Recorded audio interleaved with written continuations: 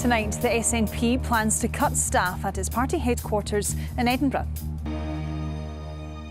Good evening. The SNP is to cut the number of staff at its party headquarters in Edinburgh by more than a third in what it says is a bid to secure financial stability ahead of the 2026 Holyrood election.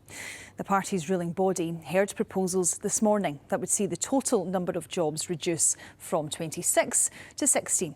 And our news correspondent Jamie McIver has more detail now. Jamie McIver there. Well, elsewhere this evening, Ukraine's President Volodymyr Zelensky says he thinks his country's war with Russia will end sooner under the incoming Trump administration. Well, the BBC's correspondent Jessica Parker has more now from outside Donald Trump's Florida residence. Well, time for some of the day's other news now. And a fire at a hospital in northern India has killed at least 10 newborn babies. 16 others were hurt, some seriously injured. Now, thousands of boxing fans watched YouTuber Jake Paul beat 58-year-old Mike Tyson in a match in Texas last night. The two-time heavyweight champion landed only 18 punches during the fight, while Paul won with 78.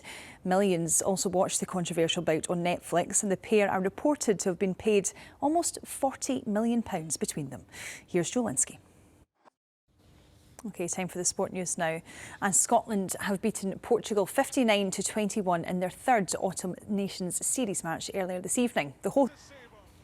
And in football, Scotland put in a dogged performance at the National Stadium last night to end their long winless run, beating a 10-man Croatia 1-0 in the Nations League. A late goal from John McGinn gave Steve Clarke's men the crucial points, but it was Team Ben Doak who made the difference on the wing. John Peters reports. Time to take a look at the weather forecast now. Here's Derek McIntosh.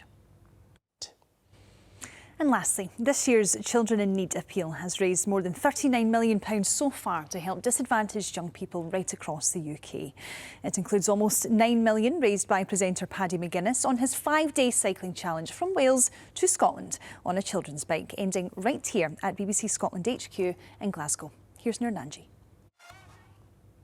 And that's all. I'll be back at the same time tomorrow. Have a lovely Saturday. Good night.